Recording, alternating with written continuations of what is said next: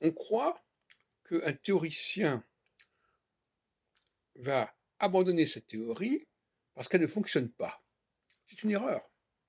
Un théoricien peut abandonner une théorie parce qu'il voit que cette théorie n'est pas cohérente, ou n'est pas suffisamment cohérente, ou n'englobe pas suffisamment de facteurs, n'est pas suffisamment décloisonnée, n'est pas suffisamment dans l'interdépendance, dans l'interférence.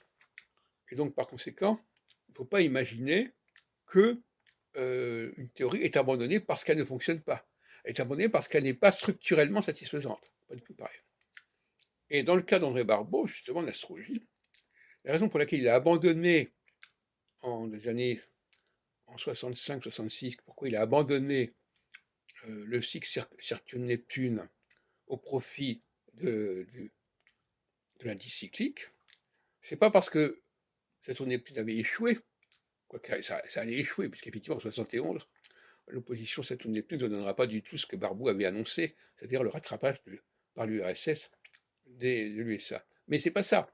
Il s'est aperçu quelque part qu'il y a quelque chose qui clochait dans son système de Saturne-Neptune, que ça n'était pas satisfaisant, que ça n'était pas global, et donc par conséquent, il a élaboré l'indice cyclique dans les années 65-66 probablement, et en 67, il publie Les Astres et l'Histoire.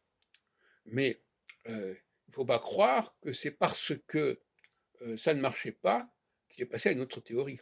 Non, il a abandonné sa théorie avant même qu'elle ne montre des signes de faiblesse lors de l'opposition Saturne-Neptune qui était censée apporter ce rattrapage, qui n'a pas eu lieu, mais de toute façon, déjà à ce moment-là, il avait abandonné le système.